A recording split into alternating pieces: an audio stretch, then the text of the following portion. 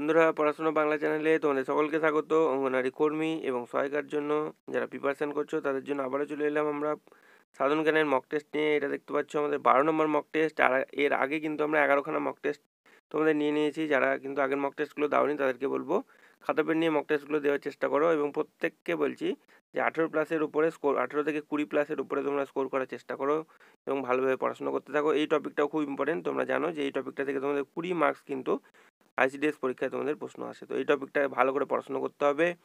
এবং mock test আমরা যেই মক টেস্টগুলো করাচ্ছি সেগুলো যেখান থেকে করাচ্ছি তোমাদের বলে রাখি, তোমাদের এই যে বই দেখতে পাচ্ছ জিকে মাস্টার বুক, এই বইটা থেকে আমরা কিন্তু তোমাদের এই মক টেস্টগুলো নিচ্ছি। এখানে কিন্তু 3000+ কোশ্চেন রয়েছে এই বইটা, এবং তোমাদের দুটো স্টাডি মেটেরিয়াল কিন্তু এখন অ্যাভেলেবেল রয়েছে যে আইসিডিএস পরীক্ষার জন্য। দেখো তোমাদের এই যে বইটা দেখতে পাচ্ছ জনস্বাস্থ্য, পুষ্টি এবং নারীর অবস্থানের উপর, এই বইটা, এবং জিকে মাস্টার বুক, এটা জিকের জন্য বই, ঠিক আছে। আর এইটা হচ্ছে জনস্বাস্থ্য, পুষ্টি এবং নারীর অবস্থানের উপর বই।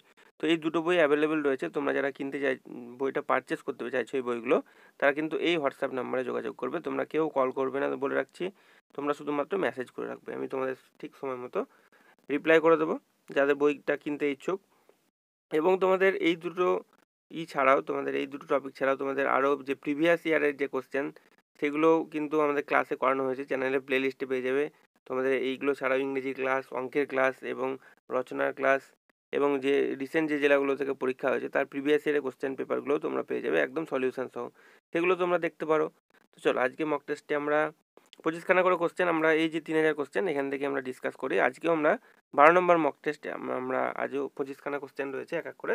সেই কোশ্চেনগুলো তোমরা যারা নিজে অ্যান্সার করতে চাই, আমি বলবো প্রত্যেককে নিজে অ্যান্সার করার চেষ্টা করো। কতটা ভুল হচ্ছে না হচ্ছে তাহলে তোমরা বুঝতে পারবে যে কতটা প্র্যাকটিসের মধ্যে তুমি রয়েছো। চলো প্রথম কোশ্চেনে চলে আসছি আমাদের আজকের মক টেস্টের প্রথম কোশ্চেন। দেখো কী রয়েছে, নিচে রাশিগুলোর মধ্যে একমাত্র ভেক্টর রাশি হলো কোনটি? মানে এগুলোর মধ্যে কোনটা ভেক্টর রাশি জানতে চাইছি তোমার কাছে। তড়িৎ ক্ষেত্রের প্রাবল্য, বৈদ্যুতিক রোধ, তড়িৎ বিভব নাকি বৈদ্যুতিক আধান? অ্যান্সার করো। নিচে রাশিগুলোর মধ্যে কোনটা হচ্ছে ভেক্টর রাশি? তো সঠিক উত্তর কী হবে? সঠিক উত্তর হচ্ছে তড়িৎ ক্ষেত্রের প্রাবল্য, এটা হচ্ছে একটা ভেক্টর রাশি। ঠিক আছে, অপশান এ হয়ে যাবে আমাদের সঠিক অ্যান্সার। পরবর্তী দেখো নেক্সট 2 নম্বর কোশ্চেন কী রয়েছে, হাইড্রোজেন ভর্তি একটি বেলুন উচ্চ সীমায় পৌঁছে ফেটে যায় কী কারণে?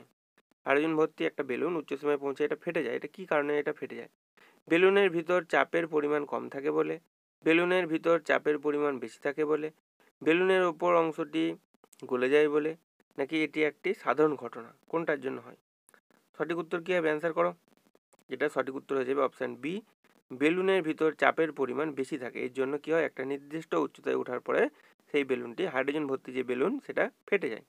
অপশান বি হয়ে যাবে আমাদের সঠিক উত্তর। ঠিক আছে, চলো পরবর্তী দেখো নেক্সট প্রশ্ন কী রয়েছে, এক টুকরো পাথরে সুতো বেঁধে তাকে উল্লম্ব তলে সমকৌণিক বেগে ঘোরালে কখন সুতোর টান সর্বাধিক হবে? মানে একটা সুতোকে তুমি ধরো, কি বলবো, যে এক টুকরো পাথরে, মানে একটা সুতোকে ধরো দড়িতে বেঁধে ওকে ঘোরাচ্ছ, একটা সুতোতে একটা পাথরকে বেঁধে তুমি ঘোরাচ্ছ, সমকৌণিক বেগে ঘোরাচ্ছ, হ্যাঁ, তাহলে সুতোর টান সর্বাধিক কখন হবে? পাথরটি সর্বোচ্চ অবস্থানে থাকলে, পাথরটি সর্বনিম্ন অবস্থানে থাকলে, সুতো অনুভূমিক অবস্থায় থাকলে, নাকি টান সবসময় সমান থাকে?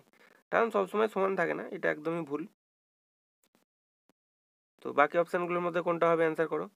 তো পাথরটি সর্বনিম্ন যদি অবস্থানে থাকে তখন কিন্তু সর্বোচ্চ টান আমাদের অনুভূত হবে। অপশান বি হয়ে যাবে আমাদের সঠিক অ্যান্সার এটা। ঠিক আছে, এটা একটু বিজ্ঞানের কোশ্চেন। যারা আর্টসের থেকে বিলং করছে বা তোমাদের আর্টস স্ট্রিমের স্টুডেন্ট, তারা মনে হবে কোশ্চেনটা একটু কঠিন। এটা ফিজিক্স মানে ভৌত বিজ্ঞানের কোশ্চেন। চলো পরবর্তী কোশ্চেন আমরা দেখে নেবো। সব মোটামুটি তোমাদেরকে পড়তে হবে, সব জায়গা থেকে কোশ্চেন আছে, বিজ্ঞান, ইতিহাস, ভূগোল, হ্যাঁ, সংবিধান, কম্পিউটার থেকেও কোশ্চেন আছে, দেখতে পাবে। দেখো একটি পেন্ডুলাম ঘড়িকে নিরক্ষীয় অঞ্চল থেকে মেরু অঞ্চলে নিয়ে গেলে কী হবে? দেখো এটাও ইম্পর্টেন্ট কোশ্চেন, দেখো অ্যান্সার করো। একটা পেন্ডুলাম ঘড়িকে নিরক্ষীয় অঞ্চল থেকে মেরু অঞ্চলে নিয়ে গেলে কী হবে? ধীরে চলবে, দ্রুত চলবে, একই সময় দেখাবে, নাকি থেমে যাবে? তো থেমে যাবে না এটা, যাই হোক এটা হবে না। বাকিগুলোর মধ্যে কোনটা হবে? অ্যান্সার করো।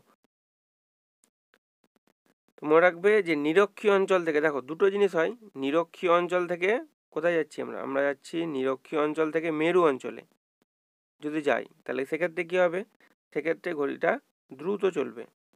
ঠিক আছে, আর উল্টো জিনিস যেটা যদি হয়, যে মেরু অঞ্চল থেকে নিরক্ষীয় অঞ্চলে, তাহলে সেক্ষেত্রে কী হবে, সেক্ষেত্রে ধীরে চলবে। দুটোই কিন্তু মনে রাখবে, হ্যাঁ। পেন্ডুলামযুক্ত ঘড়ি যদি নিরক্ষীয় অঞ্চল থেকে মেরু অঞ্চলের দিকে যায় তাহলে কী হবে, সেটা দ্রুত চলবে, অপশান বি হয়ে যাবে আমাদের সঠিক অ্যান্সার। আর যদি মেরু অঞ্চল থেকে নিরক্ষীয় অঞ্চলের দিকে আসি তাহলে কী হবে, সেটা ধীরে ধীরে চলবে, অপশান এ হয়ে যাবে তখন সঠিক উত্তর। বোঝা গেল? চলো পরবর্তী কোশ্চেন দেখে নেবো কী আছে।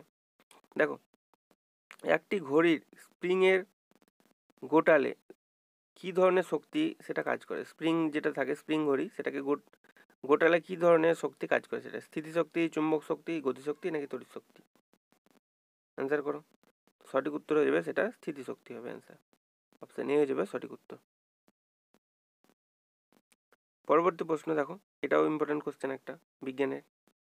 বলছে সেলসিয়াস ও ফারেনহাইট স্কেলে তাপমাত্রার একক সমান হয় কত উষ্ণতায়? বারবার পরীক্ষায় তোমরা ভৌত বিজ্ঞানে পাবে, দেখবে কোশ্চেনটা।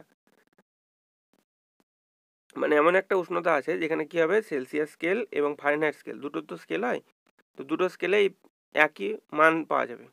কত, কোন উষ্ণতায়, কত ডিগ্রি উষ্ণতায়? 32 ডিগ্রি, 40 ডিগ্রি, 0 ডিগ্রি না -40 ডিগ্রি উষ্ণতায়? তো সঠিক উত্তর হয়ে যাবে -40 ডিগ্রি উষ্ণতায় কি হয়, সেলসিয়াস ও ফারেনহাইট স্কেলে তাপমাত্রার মান একক তোমার কি হয়, সমান হয়ে যায়। ঠিক আছে, এটা মনে রাখো, খুব ইম্পর্টেন্ট কোশ্চেন। -40 ডিগ্রি, 40 ডিগ্রি এটা কিন্তু নয়, -40 ডিগ্রি হবে, হ্যাঁ। চলো পরবর্তী প্রশ্ন, একটি ক্যামেরার উপর ফোকাস নির্ভর করে কিসের উপর? অ্যান্সার করো। আলোর পরিমাণের উপর, লেন্স থেকে বস্তুটির দূরত্বের উপর, ফিল্ম থেকে লেন্সের দূরত্বের উপর নাকি শাটারের গতিবেগের উপর? কোনটার উপর লেন্সের ফোকাস নির্ভর করে? তো সঠিক উত্তর হয়ে যাবে ফিল্ম থেকে লেন্সের দূরত্বের উপর ফোকাসটা কিন্তু নির্ভর করে, অপশান সি হয়ে যাবে আমাদের সঠিক উত্তর। পরবর্তী দেখো, নেক্সট প্রশ্ন, বায়ু মাধ্যমে শব্দ তরঙ্গ কি প্রকার তরঙ্গ? বায়ু মাধ্যমে শব্দ তরঙ্গ কি প্রকার তরঙ্গ? এটা তির্যক তরঙ্গ, চুম্বকীয় তরঙ্গ, অনুদৈর্ঘ্য তরঙ্গ নাকি সমবর্তন তরঙ্গ? তো বিজ্ঞান থেকে বেশি কোশ্চেন চলে এসছে এই তোমার এই টেস্টে, এই মক টেস্টটাই। অ্যান্সার করো কি হবে, বায়ু মাধ্যমে শব্দ তরঙ্গ কি প্রকার তরঙ্গ? তো এটা হচ্ছে একটা অনুদৈর্ঘ্য তরঙ্গ, অপশান সি হয়ে যাবে আমাদের সঠিক উত্তর। পরবর্তী প্রশ্ন, জার্মেনিয়াম ও সিলিকনকে কি বলা হয় বলো দেখি? অপরিবাহী, ধাতু, পরিবাহী নাকি অর্ধপরিবাহী? তো এটা হচ্ছে জার্মেনিয়াম এবং সিলিকন, এই দুটো হচ্ছে সেমিকন্ডাক্টর অর্থাৎ অর্ধপরিবাহী, অপশান ডি হয়ে যাবে আমাদের সঠিক উত্তর, হ্যাঁ। সেমিকন্ডাক্টর দুটোই অর্ধপরিবাহী। পরবর্তী কোশ্চেন দেখো, এসি কারেন্টকে ডিসিতে রূপান্তরিত করে কে? এসি কারেন্টকে ডিসিতে রূপান্তরিত করে কে? রেকটিফায়ার, ট্রান্সফরমার, ডাইনামো নাকি মোটর? সঠিক উত্তর হয়ে যাবে রেকটিফায়ার, অপশান এ হয়ে যাবে আমাদের সঠিক উত্তর, যেটা এসি কারেন্টকে ডিসিতে রূপান্তরিত করে। পরবর্তী প্রশ্ন, হাইড্রোজেন বোমা যে নীতির উপর নির্ভর করে তৈরি সেটা হচ্ছে কোনটা? নিউক্লিয়ার ফিউশন, নিউক্লিয়ার এক্সপ্লোশন, প্রথমটা ফিউশন না, নিউক্লিয়ার ফিশন, তারপরে বলছে নিউক্লিয়ার এক্সপ্লোশন, নিউক্লিয়ার ফিউশন নাকি অপশানগুলোর মধ্যে কোনোটাই নয়, কোনটা হবে? অ্যান্সার করো।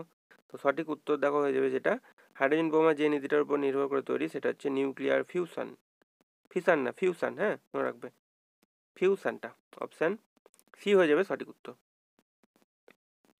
পরবর্তী প্রশ্ন, কোন বায়ুমণ্ডলীয় স্তরে বেতার তরঙ্গ প্রতিফলিত করে? কোন বায়ুমণ্ডলীয় স্তরে বেতার তরঙ্গকে প্রতিফলিত করে?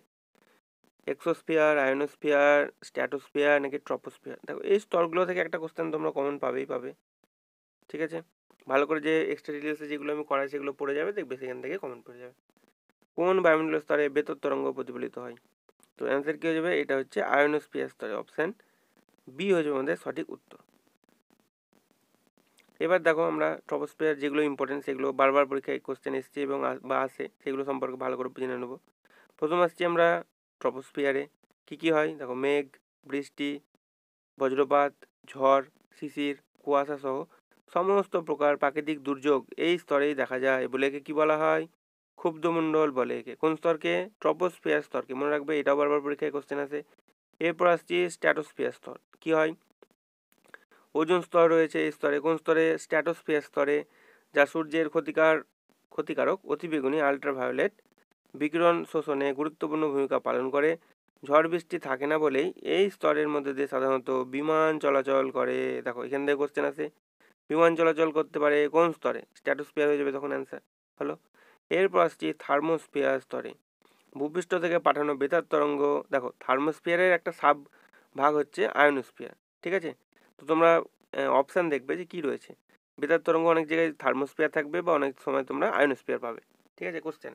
এবার যেরকম থাকবে তোমাকে সেরকম অ্যান্সার করতে হবে, কিন্তু কখনোই তোমরা যদি আয়নোস্ফিয়ার থাকে তাহলে সেটাকে প্রায়োরিটি আগে দিতে হবে। হ্যাঁ, বেতার তরঙ্গ কোন স্তরে বাধা পেয়ে, দেখো তাহলে কি বলছে, ভূপৃষ্ঠ থেকে পাঠানো বেতর আয়নোস্ফিয়ার স্তরে বাধা পেয়ে পুনরায় ভূপৃষ্ঠে ফিরে আসে। তাহলে আয়নোস্ফিয়ার স্তরটা বুঝতেই পারছো থার্মোস্ফিয়ার স্তরেরই একটা সাবভাগ, ঠিক আছে?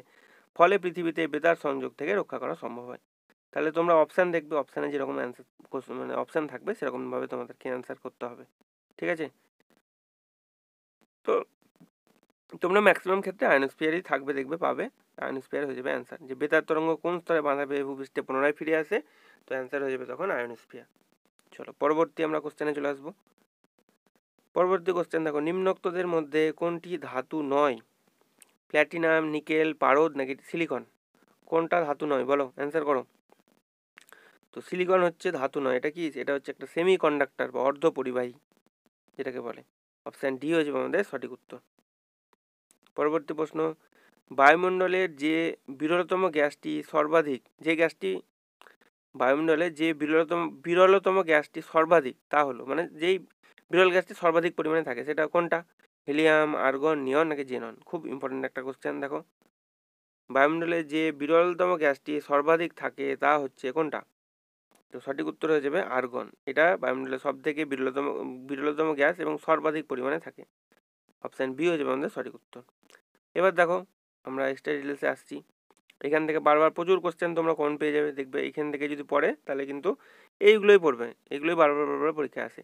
পৃথিবীর বায়ুমণ্ডলে প্রাপ্ত সর্বাধিক নিষ্ক্রিয় গ্যাস, মনে রাখবে আর্গন। দেখো প্রথম আমাদের এটাই কোশ্চেনে ছিল, জানতে চাওয়া হয়েছিল। এরপরে আসছি বায়ুমণ্ডলের আয়তনের ভিত্তিতে গ্যাসের শতাংশ। দেখো বায়ুমণ্ডলে নাইট্রোজেন কতটা থাকে? 78.08% বা পার্সেন্টেজ। অক্সিজেন থাকে 20.95%। আর্গন থাকে 0.935%। কার্বন ডাইঅক্সাইড থাকে কতটা? 0.036%। নিয়ন থাকে 0.002%।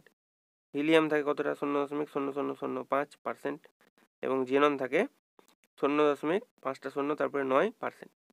তাহলে এই সব তোমরা একদম মুখস্থ করে নেবে যে বায়ুমণ্ডলে কোন গ্যাসের শতাংশ কত। দেখবে এখান থেকে বারবার বিভিন্ন টাইপ কোশ্চেন আসে। তো ম্যাক্সিমাম ক্ষেত্রে তোমাদের নাইট্রোজেনটা আসে, অক্সিজেন আসে, আর্গনটা আসে এবং কার্বন ডাইঅক্সাইডটা আসে। এবং মাঝে মাঝে তোমরা এই যে নিয়ন টিয়ন এগুলো যেগুলো দেখছো শেষের দিকে, সেগুলোও মাঝে মাঝে মাঝে মধ্যে আসে। তাহলে একদম এইগুলো এক্সট্রা ডিটেলস যেগুলো করাচ্ছে সেগুলো একদম মুখস্থ করে নিলে দেখবে এখান থেকে তোমরা কোশ্চেন কমন পেয়ে যাবে, এর বাইরে আর পড়বে না। পরবর্তী কোশ্চেনে চলে আসছি, নিচের কোনটি প্রোসম oxide? Nitric oxide, zinc oxide, calcium oxide নাকি সালফার ডাইঅক্সাইড? অ্যান্সার করো। তো সঠিক উত্তর হয়ে যাবে নাইট্রিক অক্সাইড হচ্ছে প্রোসম অক্সাইড। অপশান এ হয়ে যাবে আমাদের সঠিক উত্তর। এবার দেখো এক্সট্রা ডিটেলসে আমরা আসবো এরপরে। জিঙ্ক অক্সাইড হচ্ছে, মনে রাখবে, উভধর্মী অক্সাইড, বারবার পরীক্ষায় কোশ্চেন আছে। ক্যালসিয়াম অক্সাইড এটা হচ্ছে ক্ষারীয় অক্সাইড এবং সালফার ডাইঅক্সাইড এটা হচ্ছে আম্লিক অক্সাইড। তাহলে এই তিনটে একটু ভালো করে মুখস্থ রাখবে, ঠিক আছে? জিঙ্ক অক্সাইড হচ্ছে উভধর্মী অক্সাইড, ক্যালসিয়াম অক্সাইড হচ্ছে ক্ষারীয় অক্সাইড এবং সালফার ডাইঅক্সাইড হচ্ছে তোমার আম্লিক অক্সাইড।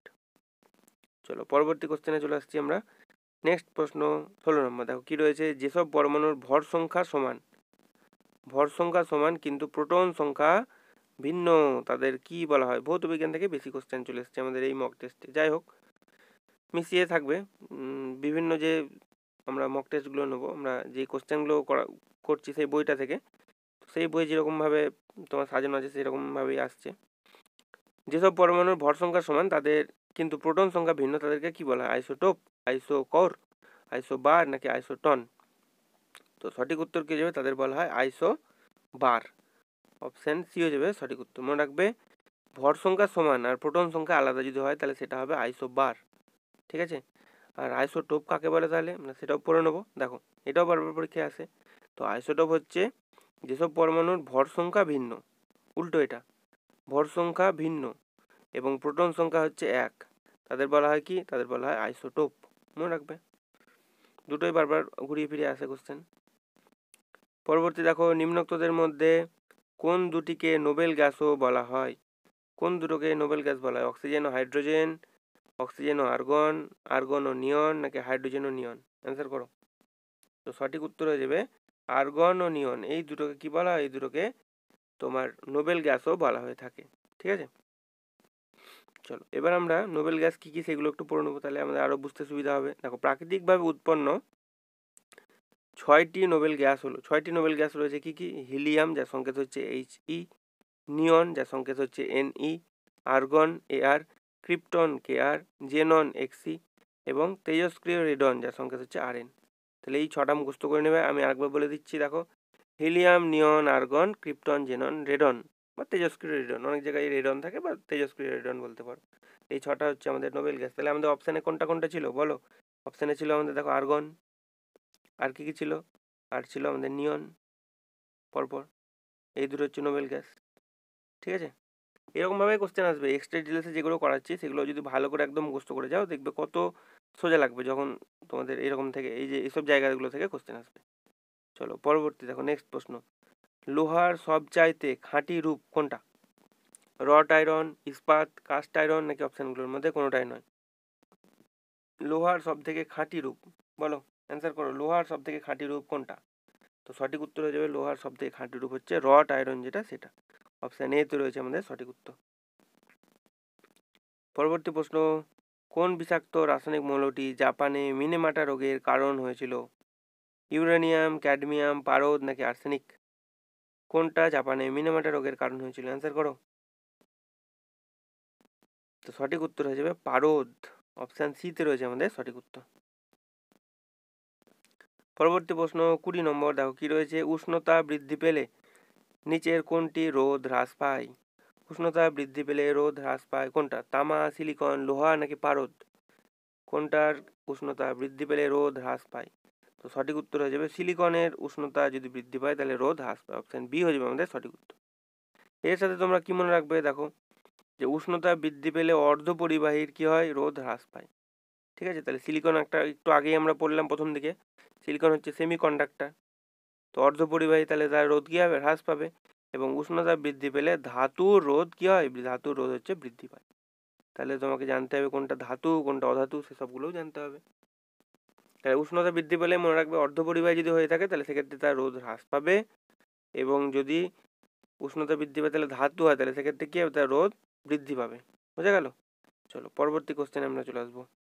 পরবর্তী 21 নম্বর কোশ্চেন, দেখো, 20 এটা কিসের একক? অ্যান্সার করো। 20 এটা কিসের একক? তেজস্ক্রিয়তা, তাপমাত্রা, তাপ, নাকি শক্তি?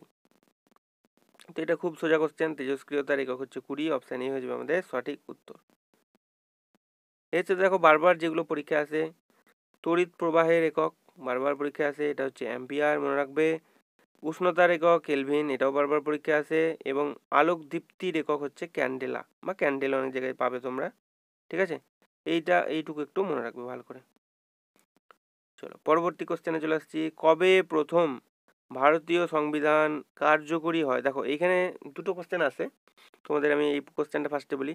একটা হচ্ছে কার্যকর কবে হয় আর কবে গৃহীত হয়, দুটো আসছে আমাদের এই কোশ্চেনে। কিন্তু জানতে চাওয়া হচ্ছে কবে, এটা সংবিধান থেকে কোশ্চেন, কবে প্রথম ভারতীয় সংবিধান কার্যকরী হয় জানতে চেয়েছে। 26শে জানুয়ারি 1950, 26শে জানুয়ারি 1949, 26শে জানুয়ারি, সবই জানুয়ারি বলে দিচ্ছি আমি। প্রথমটা হচ্ছে 26শে জানুয়ারি 1950, সেকেন্ডটা হচ্ছে 26শে নভেম্বর 1949, থার্ড বলছে 26শে ফেব্রুয়ারি 1950, নাকি 26শে ডিসেম্বর 1949। তো দেখো দুটো কোশ্চেন এখানে হয়, আমি যেটা বললাম যে একটা কার্যকরী কবে হয়, একটা কবে গৃহীত হয়। তো যখন আমাদের কোশ্চেন জানতে হয়েছে কার্যকরী হয়, তো অ্যান্সার হয়ে যাবে 26শে জানুয়ারি 1950 সালে ভারতীয় সংবিধান কার্যকরী হয় এটা। ঠিক আছে, মনে রাখবে। এবং এর সাথে কি মনে রাখবে, দেখো এর সাথে যে দুটো আমি একসঙ্গে বলে দিই তোমাদের। প্রথম মনে রাখবে যে গৃহীত হয় কবে, গৃহীত হচ্ছে 26শে নভেম্বর 1949 সালে। এটা বারবার পরীক্ষা, এই দুটোই বারবার ঘুরিয়ে ফিরে দেখবে কোশ্চেন পাবে তোমরা, যে হয় গৃহীত হয়ে থাকে নাহলে সাধারণত কার্যকরী হয় কবে থাকে। ভারতীয় সংবিধান গৃহীত হয় 26শে নভেম্বর 1949 সালে, এবং ভারতীয় সংবিধান কার্যকরী হয় কবে? 26শে জানুয়ারি 1950 সালে। তাহলে দুটোই মনে রাখলে তোমাদের দেখবে এই দুটো থেকে কোশ্চেন কমন পেয়ে যাবে তোমরা। চলো পরবর্তী দেখো নেক্সট প্রশ্ন, প্রথম ক্যাবিনেট মিশন গণপরিষদের গণপরিষদের মোট সদস্য সংখ্যা স্থির হয় কতজন? 386, 387, 388 নাকি 389 জন? প্রথমে ক্যাবিনেট মিশন গণপরিষদে মোট কত সদস্য সংখ্যা স্থির হয়? তো এটা মনে রাখবে 389 জন। অপশান ডি তে রয়েছে আমাদের সঠিক উত্তর। একটু আনকমন কোশ্চেন হয়ে গেল। চলো পরবর্তী দেখো কোশ্চেন, কত তারিখে গণপরিষদের প্রথম অধিবেশন বসে? 9 নভেম্বর 1946, 9 মার্চ 1946, 9 ডিসেম্বর 1946 নাকি অপশানগুলোর মধ্যে কোনোটাই নয়? অ্যান্সার করো। সঠিক উত্তর কী হবে? সঠিক উত্তর হয়ে যাবে 9 ডিসেম্বর 1946 সালে গণপরিষদের প্রথম অধিবেশন বসেছিল। অপশান সি হয়ে যাবে আমাদের সঠিক উত্তর।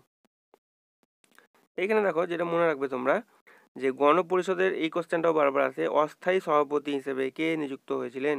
তো এটা হচ্ছে সচিদানন্দ সিনহা। ঠিক আছে, অস্থায়ী সভাপতি হিসেবে নিযুক্ত হয়েছিল সচিদানন্দ সিনহা। একটি পৃথক রাষ্ট্রের দাবিতে মুসলিম লীগ সভা বয়কট করে তিনি করেছিল। ঠিক আছে, এটুকু মনে রাখবে। চলো পরবর্তী কোশ্চেনে আমরা চলে আসবো।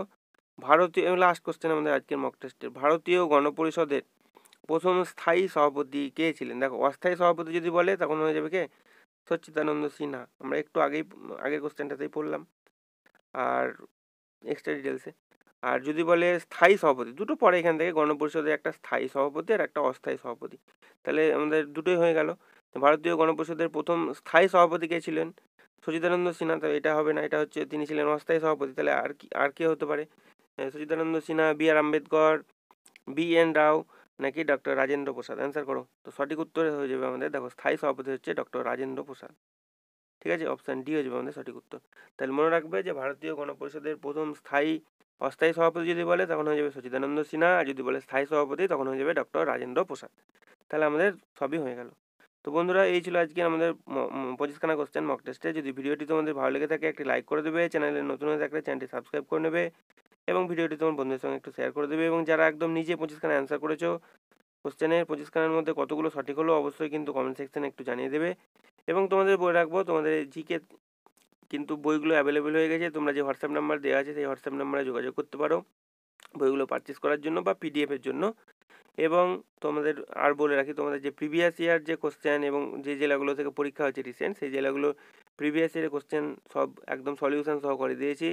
এবং তোমাদের সাধারণ জ্ঞান ছাড়াও তোমাদের জনস্বাস্থ্য, পুষ্টি, নারীর অবস্থান এই টপিকের ওপর ম্যারাথন ক্লাস করানো আছে, অঙ্কের ওপর স্পেশাল ক্লাস, রচনার উপর ক্লাস এবং ইংরেজির উপরও ক্লাস করানো আছে। তোমরা চাইলে সেই ভিডিওগুলো চ্যানেলের প্লেলিস্টে পেয়ে যাবে, সেখান থেকে দেখতে পারো। তো এই ছিল আজকের video. Thank you for watching this video.